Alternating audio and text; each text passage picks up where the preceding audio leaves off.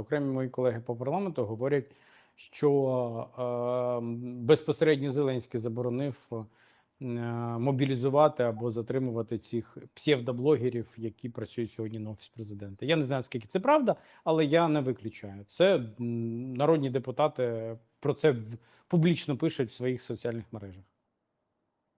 А які форми залякування залишаються у Зеленського? Чи він все вже використав і далі ми бачимо патову ситуацію? Правоохоронні органи можуть бути. Може намагатися.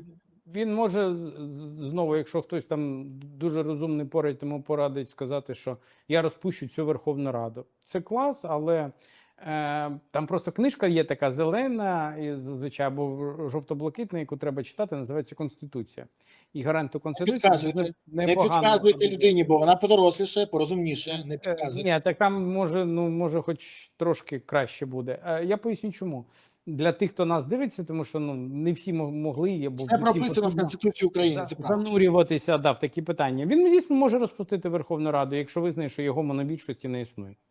Але є велика проблема. Чому велика? Тому що вибори можуть відбутися після завершення дії воєнного стану, і до кінця цього процесу виконувати функції буде діюча Верховна Рада.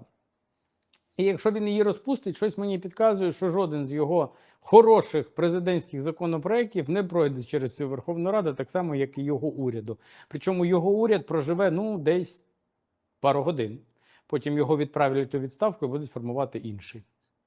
А може і іншу коаліцію, до речі. Бо розпустити він не може. Він може оголосити спочатку, підтвердити факт, далі 30 діб, а далі буде нова коаліція. Тож Володимир Олександрович заганяє сам себе у пастку. Це той самий випадок, коли нема добрих рішень, є тільки погані. Хоча ми знаємо, він завжди може з найгірших обрати найгірше. Тут він талановитий. До речі, якщо Верховна Рада не проголосує до кінця березня за законопроекти під МВФ, то це ж призведе до проблем з бюджетом. Тоді що? Секвестр? А поясніть нашим глядачам, чого треба чекати, як так чудово домовилися Зеленський, Свириденко, Марченко і Пишний з МВФ на яких умовах. І далі, а єбачки теж скасують. До речі, от як роздавати Вовини тисячі та єбачки для підняття свого рейтингу, так це Зеленський. А як розраховуватись за цей піар підняттям податків, тому що це ж пов'язані речі, треба людям пояснювати це. І знищувати свій рейтинг, так тут Зеленський скидає на депутатів. Тут точно все гармонійно? Як завжди. А скажіть, можна я тоді зустрічне запитання вам? Давайте так. По-перше, що таке там 15, 10 і 5% єбака, який це нова програма Зеленського, яку він запустив по компенсації палива? Для розуміння, це 80 літрів дизеля на місяць. Тобто, це прям небагато, насправді, навіть якщо ти по місту їздиш. Але в чому парадокс і в чому відсутність логіки?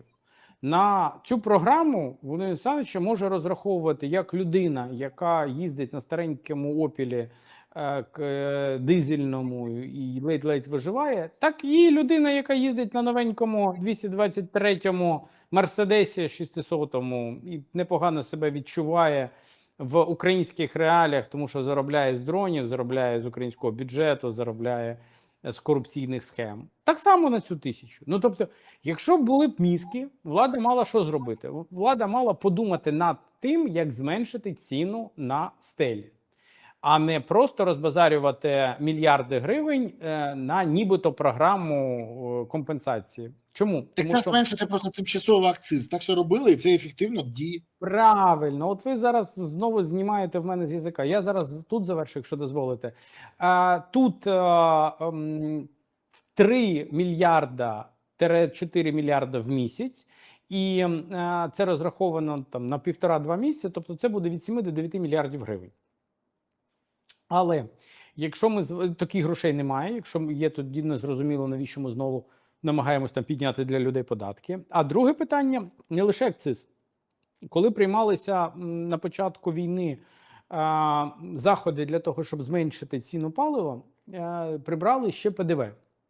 І воно було 7%. Потім найближчий друг Зеленського Гетманцев підняв ПДВ знову до 20%, розповідаючи, що це ж наповнення бюджету. Потім ввели ще акциз. Потім ввели ще авансовий платіж, який називається авансовий платіж на прибуток, але він фіксований. Якщо торгує заправка паливом, бензином, це 60 тисяч. Якщо торгує газом, 30 тисяч. Якщо це торгує більше газом, ніж бензином, то 45 тисяч.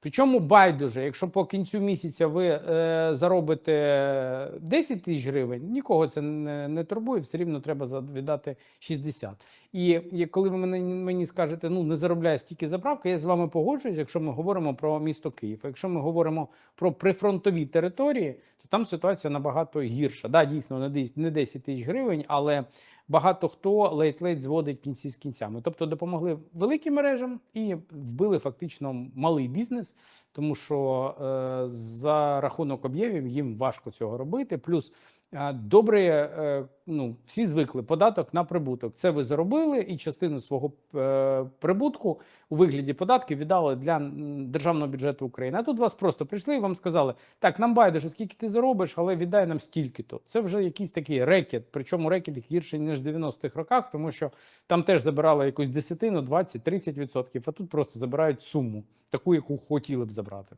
Тому якщо б були адекватні представники влади, вони б, по-перше, ті, хто не знає, на стелі від 30 до 47% це забирає держава. От ви платите, зараз будете платити 100 гривень за літр, от з них десь до 47 гривень буде забирати Зеленська компанія в державний бюджет України. Тобто, з чого зменшувати ціну палива є.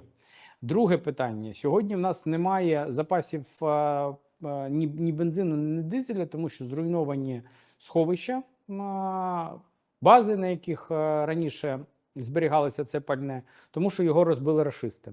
Влада нічого не зробила, щоб їх захистити.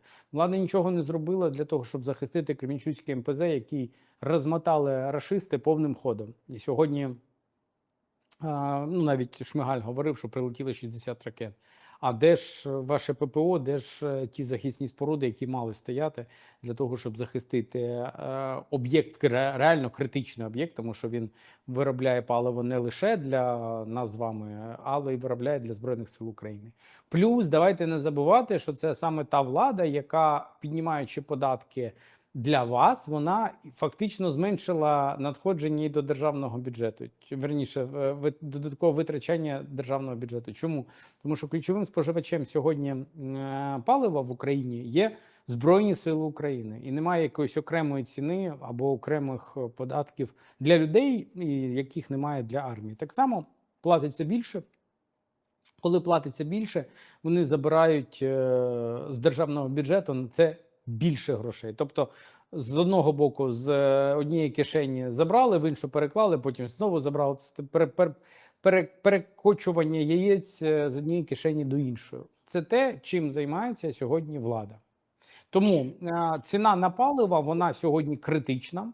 Плюс вона критична для наших аграріїв, які сьогодні заходять в посівну. З одного боку, більш-менш в них ще така ситуація жива, тому що вони закупили це паливо раніше, але є для частини проблема, тому що вони проплатили, але фізично його не отримали. Чи відвантажить їм це паливо по сьогоднішнім цінам, вони не знають. Але далі йде літо, а потім йде прибирання врожаю. Так от про літо.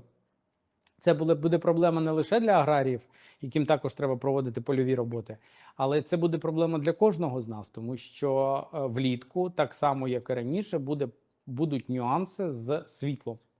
Нюанси зі світлом, це я так м'яко називаю, блекаути, які були. Чому? Тому що влітку вийдуть в ремонт атомка. Частина блоків вийде в плановий ремонт. Дай Боже, щоб лише в плановий. Плюс взимку нам було холодно, влітку буде спекотно, будуть вмикатися кондиціонери, плюс буде працювати в іншому абсолютно режимі холодильні станції, які на складах працюють, в магазинах працюють, тобто споживання буде більше. І це означає, що знову будуть перебої зі світлом. Але якщо взимку, наприклад, кав'ярня, вона жила в режимі 60 гривень за літр палива, то влітку вона може жити в режимі 100 гривень за літр палива. 100 гривень за літр палива – це плюс 70% до того, що було взимку.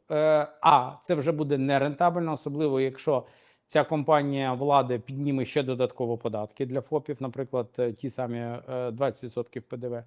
Плюс для бізнесу це буде перекладання своїх збитків або собівартості на вас, як на покупця. Вони точно будуть зменшувати і свій прибуток, тому що зберігати попередній прибуток буде неможливо. Вони, тому що в них взагалі не буде нічого не купувати, вони не зможуть працювати. Але якщо в них менше прибутку, то менше податку на прибуток. Менше податку на прибуток, менше надходжень до державного бюджету України, менше надходжень до державного бюджету України, менше можливостей забезпечувати Збройні Сили України, наших лікарів, наших медиків, наших студентів, наших пенсіонерів, людей, які є ВПО сьогодні, багато інших категорій, які живуть за рахунок бюджету.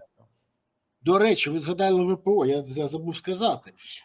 Гроші на єбачок, для тих, хто не знає з наших глядачів, забрали з фонду на відновлення або створення жилищного фонду тим, хто втратив своє житло. От тим самим ВПО, люди, які втратили.